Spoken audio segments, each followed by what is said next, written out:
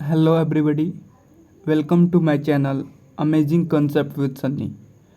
आज के क्लास में हम लोग अपने नेक्स्ट टॉपिक के बारे में पढ़ने वाले हैं, जो कि है हिस्टोरिकल चेंजेज इन सेक्टर। इससे पहले हम लोग पिछली वीडियो में हम लोग क्या किए थे, कंपेयर किए थे 3 सेक्टर्स को, ठीक ना। उसमें हम लोग देखे थे किस तरीके से हम काउंट कर सकते हैं वेरियस गुड्स को या सर्विसेज को, ठीक ना। और कैसे हम लोग टोटल प्रोडक्शन जान सकते हैं प्रत्येक सेक्टर का, ठीक ना। कैसे हम लोग टोटल प्रोडक्शन निकाल सकते हैं प्रत्येक सेक्टर का, ठीक ना। ये सारी चीज़ें हम लोग पिछले वीडियो में देख चुके थे, ठीक ना। और भी उसमें हम लोग जीडीपी के बारे में चर्चा किए थे, है ना। जीडीपी क्या होता है, वो सारी चीज़ें हम लोग पिछले वीडियो में समझ चुके थे। इस वीडियो में हम लोग देखेंगे कि किस तरीके से, ठीक ना, जो प्रत्येक सेक्टर है, ठीक ना, हिस्टोरिकल चेंज मतलब जो ऐतिहासिक जो बदलाव है, ठीक ना। मतलब जैसे कि जो हमारा इकोनॉमी है, ठीक ना, इकोनॉमी में क्या होता है, प्रत्येक सेक्टर कंट्रीब्यूट करता है, ठीक ना। तो लेकिन एक सेक्टर होता है जो ज़्यादा कंट्रीब्यूट करता है ना। होता है कि प्रत्येक सेक्टर तो हमारे सेक्टर में कंट्रीब्यूट करते हैं, ठीक ना। प्राइमरी भी कंट्रीब्यूट करता है, सेकेंडरी भी कंट्रीब्यूट करता है, टर्शियरी भी कंट्रीब्यूट करता है। लेकिन हम लोग इस टॉपिक में यही देखने का प्रयास करेंगे कि किस तरीके से ओवर द टाइम कि जो एक प्रोमिनेंट सेक्टर की जो बात होती है, मतलब एक जो सबसे ज़्यादा जो कंट्रीब्यूट हमारे जीडीपी में करता है जो सेक्टर, ठीक ना, वो किस तरीके से चेंज हुआ है, ठीक ना। मतलब पहले कौन सबसे ज़्यादा क्या करता था, हमारे जीडीपी में कंट्रीब्यूट करता था, अब कौन करता है, ठीक ना, बीच में कौन करने लगा, ठीक ना। और ये हम पूरे वर्ल्ड के रेफरेंस पे देखेंगे, ठीक ना। पूरे वर्ल्ड के रेफरेंस पे मतलब क्या, मतलब पूरी दुनिया में जिस तरीके से होती है, ठीक ना, चीज़ें उसके रेफरेंस में हम लोग देखेंगे, ठीक ना। तो शुरू करते हैं बिना टाइम वेस्ट किए, ठीक ना। कह रहा है कि generally it has been noted from the histories of many now develop country, ठीक ना। जो अब के डेट में जो डेवलप कंट्री हैं, जब उनके इतिहास को हम लोग नोट किए, इतिहास को जब हम लोग देखा उनके, ठीक ना, तो उन्होंने पाया क्या क्या पाया कि जो हम उनका इनिशियल स्टेज था, जो शुरुआती की जो पल थी, शुरुआती जो पल थी उनकी, ठीक ना, डेवलपमेंट के जो शुरुआती क्षण थे, उसमें क्या था, प्राइमरी सेक्टर एक बहुत ही इम्पोर्टेंट रोल प्ले करता था, ठीक ना। प्राइमरी सेक्टर क्या होता था, बहुत ही एक इम्पॉर्टेंट रोल प्ले करता था, एक इम्पॉर्टेंट सेक्टर होता था इकोनॉमिक एक्टिविटी का, ठीक ना। यानी इकोनॉमिक एक्टिविटी में जो सबसे जो उस समय प्रोमिनेंट, जैसे मैं बता रहा था ना प्रोमिनेंट सेक्टर की बात, तो उसमें इकोनॉमिक एक्टिविटी में जो उस समय शुरुआती स्टेज में बहुत सारे डेवलप कंट्री के, जो आज के यूरोप में बहुत सारे डेवलप कंट्री आपको देखने को मिल जाएंगे, यूरोप, यूएसए, ठीक ना।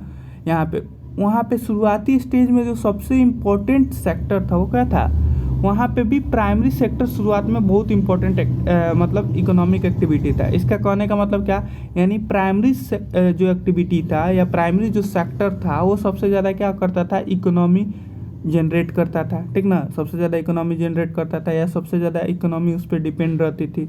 सबसे ज़्यादा इकोनॉमी या जीडीपी में सबसे ज़्यादा कंट्रीब्यूट प्राइमरी सेक्टर करता था शुरुआती स्टेज में, ठीक ना। लेकिन हमने क्या देखा कि जैसे जैसे फार्मिंग मेथड क्या हो गए, चेंज होने लगे, ठीक ना। एग्रीकल्चर सेक्टर्स क्या होने लगा, और भी ज़्यादा प्रोस्पर होना शुरू हो गया। मतलब जैसे कि आपको देखे होंगे कि पहले हम लोग क्या करते थे, सिंपल फार्मिंग करते थे, लेकिन उसके बाद से ग्रीन रेवोल्यूशन आया, ठीक ना। ग्रीन रेवोल्यूशन आया तो HYV सीड्स हम लोग प्रोड्यूस करने लगे, मॉडर्न टेक्नोलॉजी का इस्तेमाल करने लगे फील्ड में, ठीक ना। तो इससे हमारा क्या हो गया, प्रोडक्शन बढ़ गया, ठीक ना। पहले जितना हम प्रोडक्शन करते थे उससे भी ज़्यादा हमारा प्रोडक्शन हो गया, ठीक ना। उसमें क्या हुआ देखिए, तो इसमें एक चीज़ समझिएगा कि ऐसा नहीं है कि उस समय सेकेंडरी सेक्टर, शुरुआती स्टेज में सेकेंडरी सेक्टर या टर्शरी सेक्टर नहीं था, ठीक ना। लेकिन वो एक छोटे लेवल पर था, मतलब उसकी जो मतलब उसकी जो संख्या थी बहुत ही कम थी, ठीक ना। उसकी संख्या क्या थी, बहुत ही कम थी। उस समय बहुत ही कम लोग टर्शियरी सेक्टर में इन्वॉल्व थे, बहुत ही कम लोग ट्रांसपोर्टेशन सिस्टम में इन्वॉल्व थे, ठीक ना। ट्रांसपोर्टेशन सिस्टम वही जो सेवा वाला, सर्विस वाला जो सिस्टम होता है जिसको टर्शियरी सेक्टर कहा जाता है, उस समय भी ये सारी चीज़ें थी, लेकिन ये बहुत ही कम मात्रा में थी, ठीक ना। उस समय जो प्रोमिनेंट सेक्टर हुआ करता था, ये जो प्रोमिनेंट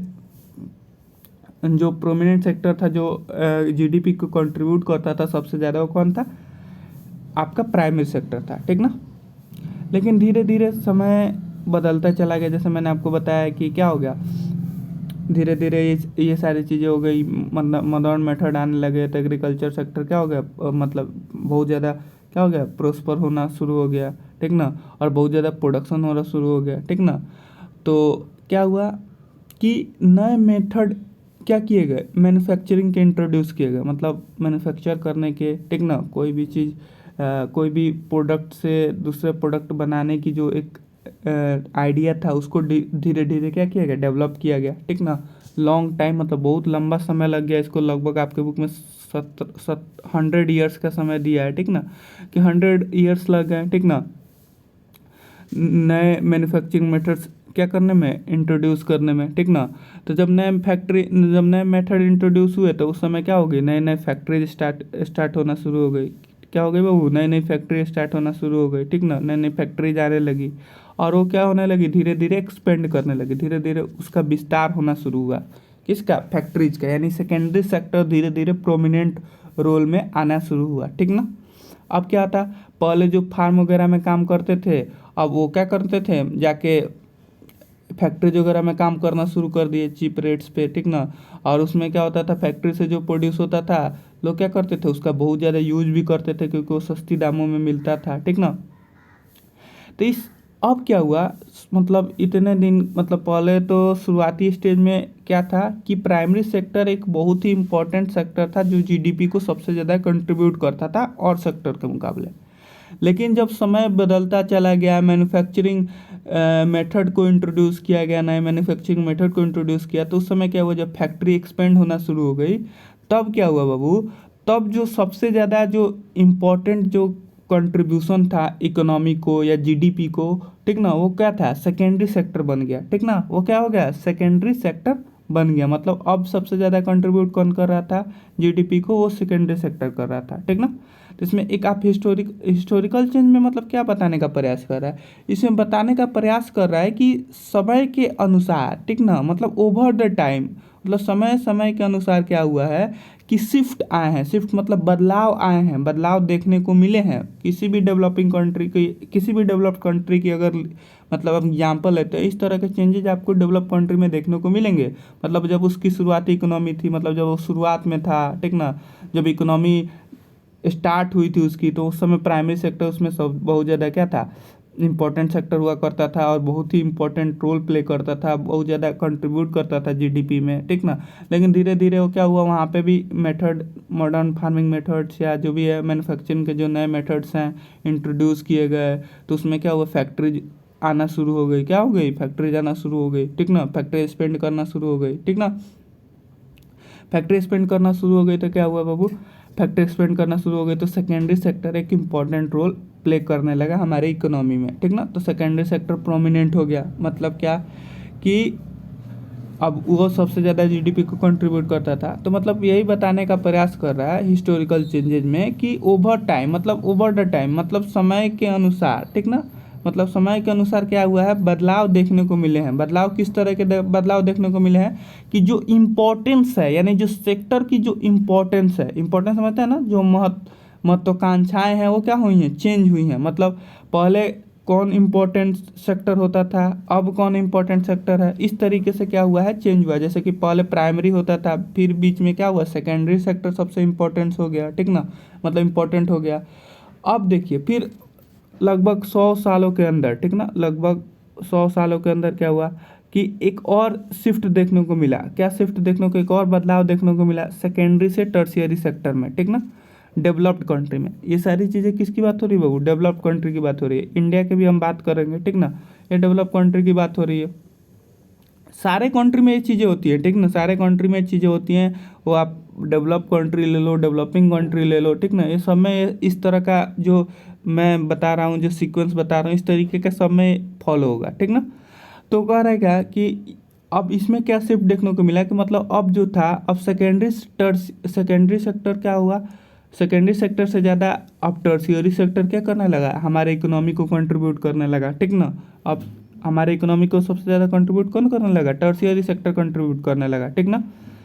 मतलब क्या कि इसमें जो सर्विस सेक्टर था, ठीक ना, वो बहुत ज़्यादा इम्पोर्टेंट हो गया, ठीक ना, टोटल प्रोडक्शन को, मतलब टोटल प्रोडक्शन में या इकोनॉमी में हमारा जो सबसे इम्पोर्टेंट सेक्टर बन गया है कौन, टर्शियरी सेक्टर, ठीक है ना।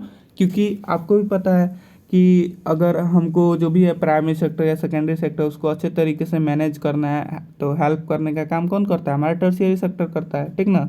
तो धीरे धीरे इसकी इसकी भी क्या हो गई, इम्पोर्टेंस बढ़ना शुरू हो गई। और आज के डेट में मतलब अगर बात किया जाए, ठीक ना, जब इकोनॉमी एकदम मतलब मतलब इकोनॉमी क्या हो जाती है, मतलब अपने शुरुआती छोरों से बाहर आ जाती है, अपने मिडिल स्टेज को भी पार कर जाती है, ठीक ना। तो उसमें जो सबसे जो इम्पोर्टेंट सेक्टर हो जाता है वो क्या होता है, आपका टर्शियरी सेक्टर हो गया, ठीक ना। आपका क्या हो गया बाबू, उसमें जो सबसे इम्पोर्टेंट सेक्टर हो गया टर्शियरी सेक्टर हो गया, ठीक ना। और ये एक जनरल पैटर्न है, ठीक ना।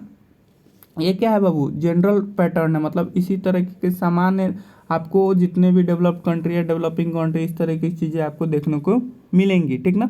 जिसमें आपको पहले प्राइमरी सेक्टर सबसे इम्पोर्टेंट रोल प्ले करता था इकोनॉमी में, फिर सेकेंडरी सेक्टर, फिर बाद में टर्शियरी सेक्टर। टर्शियरी सेक्टर यानी वही सेक्टर, सर्विस सेक्टर जिसको बोलते हैं, ठीक ना, जो हेल्प प्रोवाइड करता है प्राइमरी सेक्टर को और सेकेंडरी सेक्टर को, ठीक ना।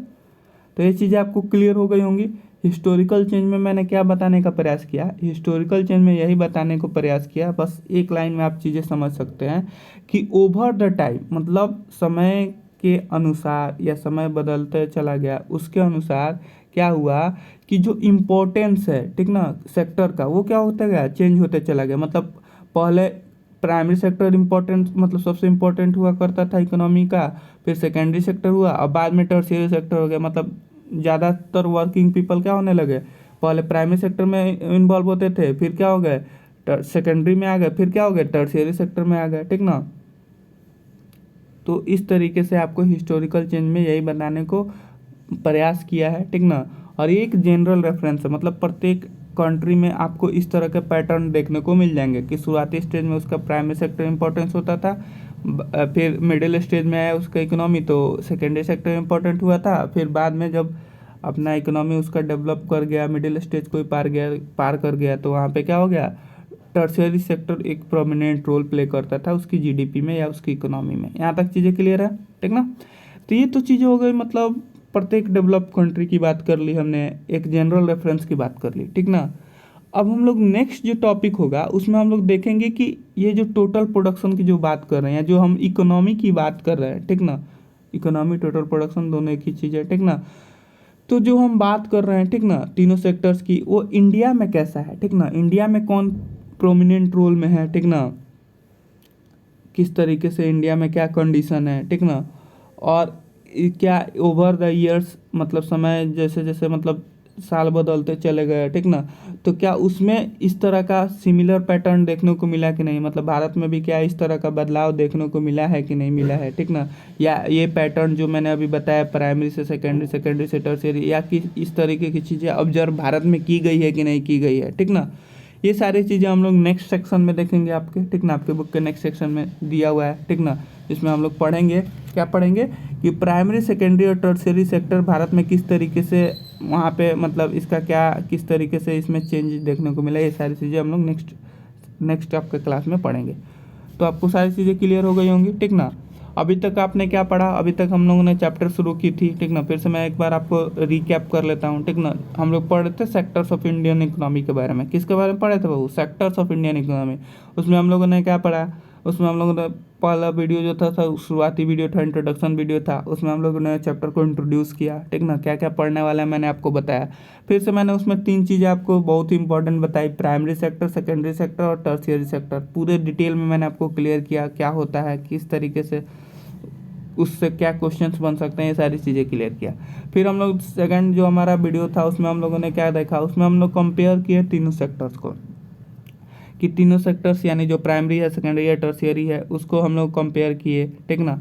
और हम लोगों ने क्या देखा, उसमें हम लोगों ने तरीका देखा, ठीक ना, किस तरीके से हम गुड्स या सर्विसेज को काउंट कर सकते हैं या टोटल प्रोडक्शन को हम लोग जान सकते हैं प्रत्येक सेक्टर के, ये चीज़ें समझा। उसमें हम लोगों ने फाइनल गुड्स के बारे में पढ़ा, फाइनल गुड्स क्या होता है, या फाइनल गुड्स क्या होता है, इंटरमीडिएट गुड्स क्या होता है, ठीक ना, क्यों फाइनल गुड्स या सर्विस को ही काउंट किया जाता है, ठीक ना, जब हम जीडीपी कैलकुलेट करते हैं किसी भी देश का, तो ठीक ना, ये सारी चीज़ें समझे, ठीक ना। और आज के वीडियो में हम लोग हिस्टोरिकल चेंज देखें। तो अभी तक मैंने आपको एक छोटा सा रिकैप भी आपको कर दिया है किस तरीके से हम लोग अपने चैप्टर को कंटिन्यू कर रहे हैं, ठीक ना। तो उम्मीद करता हूँ कि आपको सारी चीज़ें क्लियर हो रही होंगी, मिलेंगे नेक्स्ट क्लास में, तब तक के लिए ओके, थैंक यू।